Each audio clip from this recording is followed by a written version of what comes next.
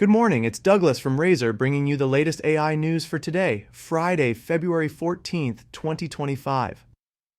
First up, here's an overview of today's highlighted topic on our blog. Is the U.S. ready for AI bot federal workers? Hopefully, yes. The Department of Education is considering a proposal to integrate generative AI more extensively into its operations, potentially replacing many of the 1,600 human call center workers who currently handle student aid inquiries.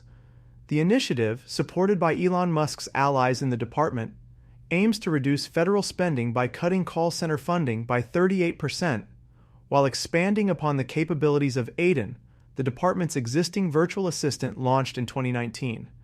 The proposal offers several potential benefits, including 24/7 service availability, consistent responses, and improved efficiency in handling the department's 15,000 daily inquiries.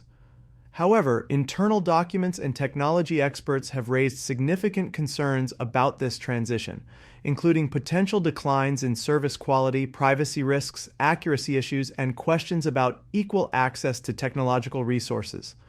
This initiative could serve as a model for other federal agencies looking to automate their operations, though the challenges faced during the recent FAFSA application rollout suggest the need for careful implementation. You can read the full blog post at razor.co/blog. Now let's get into today's news. OpenAI has released a comprehensive 63-page specification detailing how to handle controversial topics on their platform. The company has removed certain warning messages previously shown for content that might violate terms of service, while maintaining strict bans on harmful content like revenge porn and deepfakes. The new guidelines prioritize platform rules over individual developer or user preferences. This development could help businesses better understand content boundaries when developing AI applications and ensure compliance with ethical guidelines while maintaining creative freedom. The European Union has decided to abandon its planned e-privacy regulation in favor of policies that support startup growth. This strategic shift demonstrates the European Union's commitment to fostering technological innovation and competitiveness. The new direction aims to make it easier for startups to scale their operations within the European market.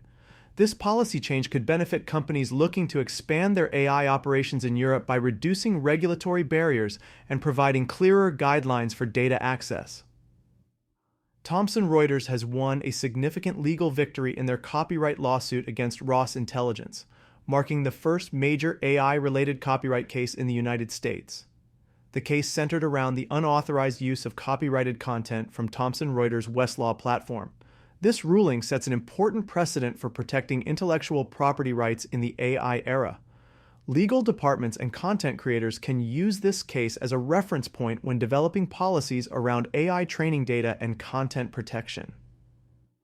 YouTube is introducing its VO2 video generation model into the Shorts platform, enabling users to create videos from text descriptions.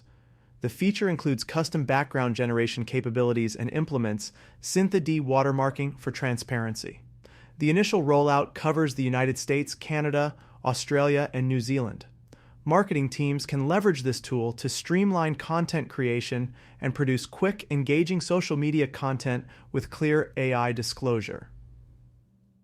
Anthropic is preparing to release a new hybrid AI model that combines advanced language capabilities with improved reasoning abilities.